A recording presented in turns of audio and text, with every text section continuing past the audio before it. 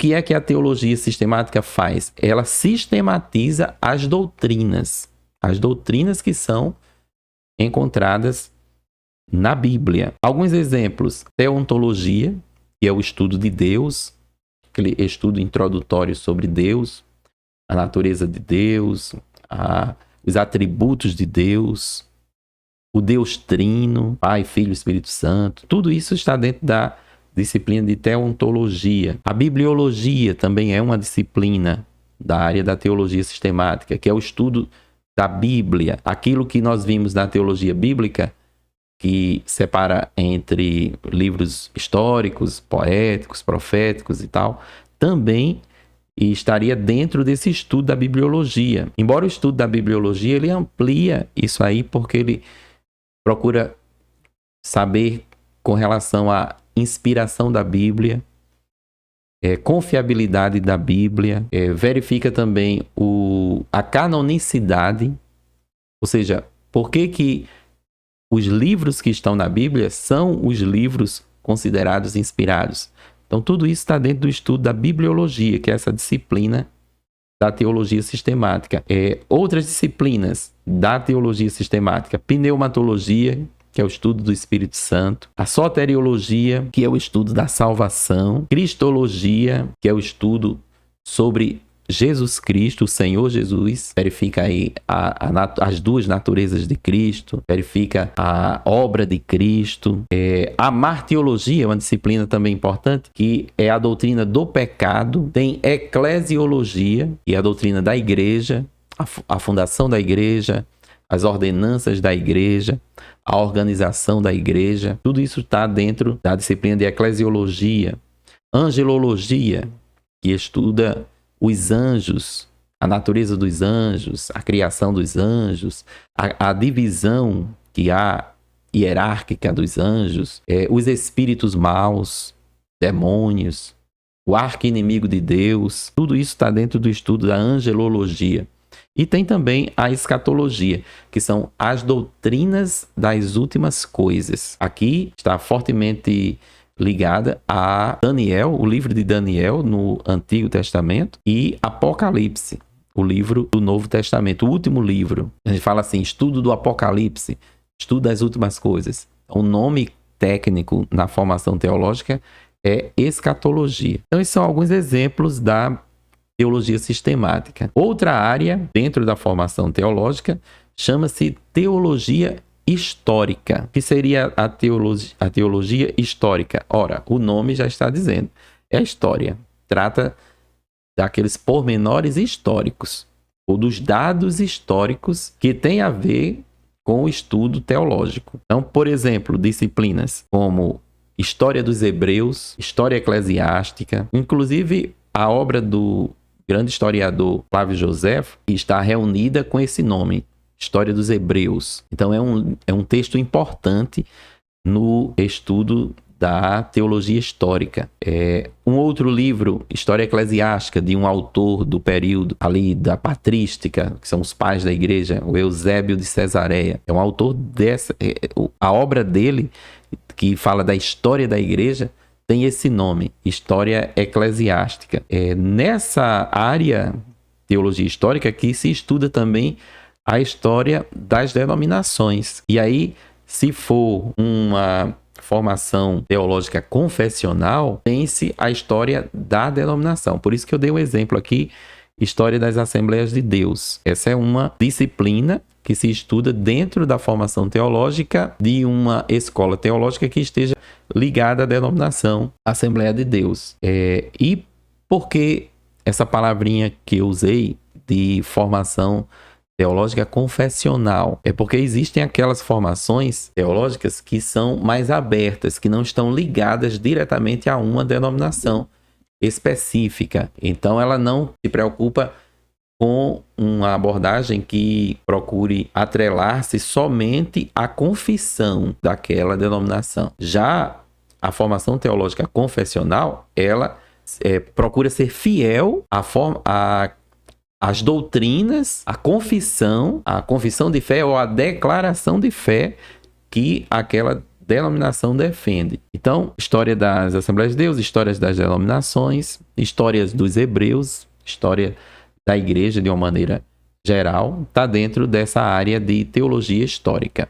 Mais uma área importante da formação teológica, e essa daqui é uma das mais importantes, é a teologia exegética, é o estudo da interpretação bíblica. Essa palavrinha aí, teologia exegética, tem a ver com uma disciplina chamada exegese.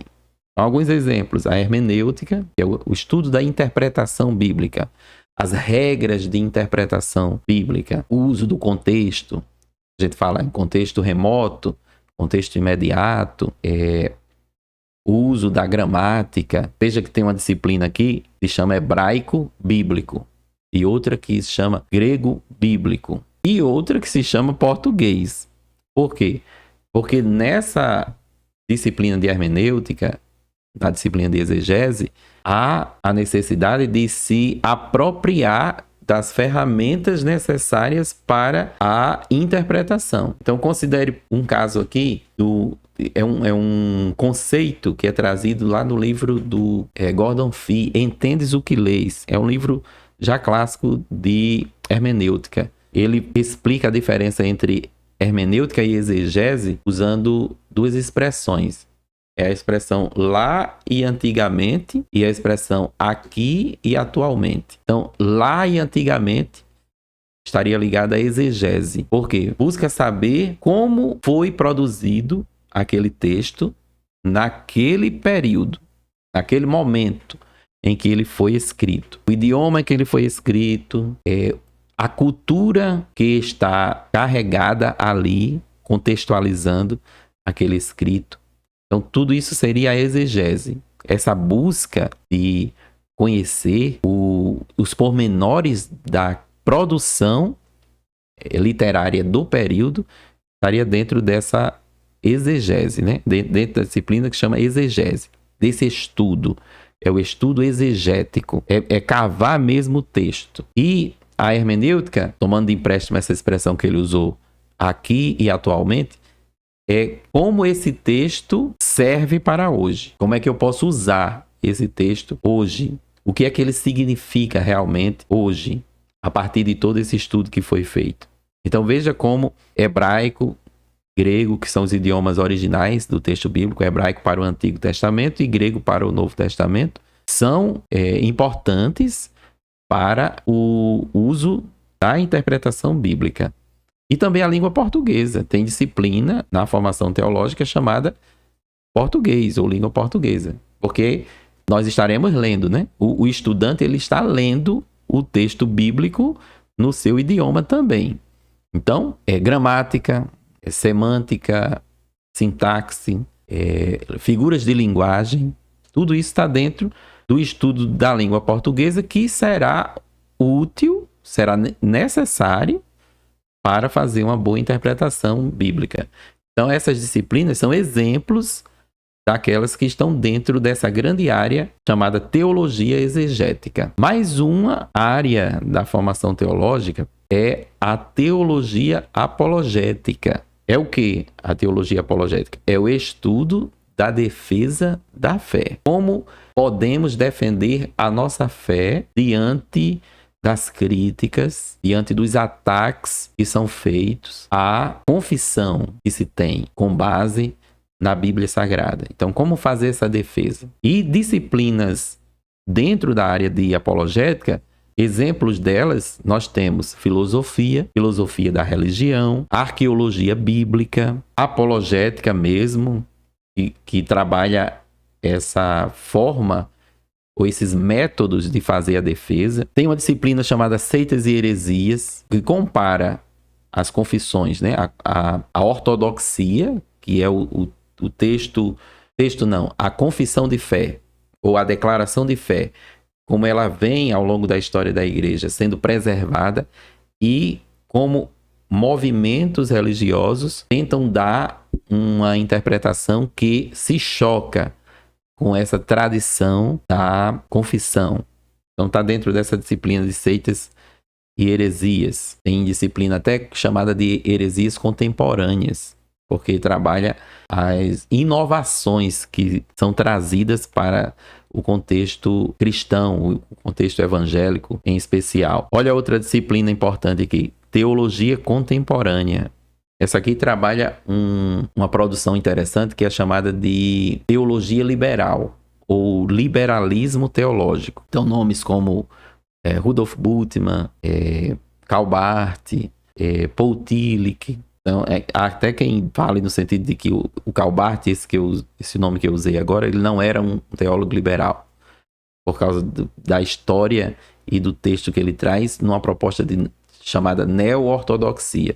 Só que quando a gente olha para o texto que ele produz, nós verificamos que ele não se alinha com aquilo que é aceito como ortodoxia, como o texto tradicional, clássico, e a confissão de fé que é aceita, né, no período de toda a história da igreja. Então, teólogos, nesse sentido, de uma perspectiva teológica que difere daquela tradição mais ortodoxa, essa palavra que nós utilizamos mesmo, estão dentro dessa teologia contemporânea, ou também chamada de teologia liberal. E é importante conhecer esses teólogos liberais para fazer a defesa da fé, para fazer a apologética. A ética cristã também é uma disciplina importante da grande área teologia apologética. Por quê? Porque é na ética cristã que nós vemos as respostas que a confissão de fé cristã dá a questões polêmicas, como o caso do aborto, como o caso da eutanásia e tantos outros temas que são vistos na ética cristã, ou o que os princípios cristãos, o que a moral cristã diz concernente a esses temas. Veja o caso da pena capital, que sempre é levado em consideração no estudo da ética cristã. A Bíblia apoia ou não a pena de morte? Essa pergunta ela é respondida dentro da disciplina ética cristã. E, finalmente, a gente tem uma outra área da teologia, é a última que eu trago aqui, que é a chamada teologia prática. Seria uma teologia aplicada. Alguns exemplos da teologia prática. Homilética. Homilética é a arte de pregar, a arte de expor, de fazer o sermão e expor o sermão. A pregação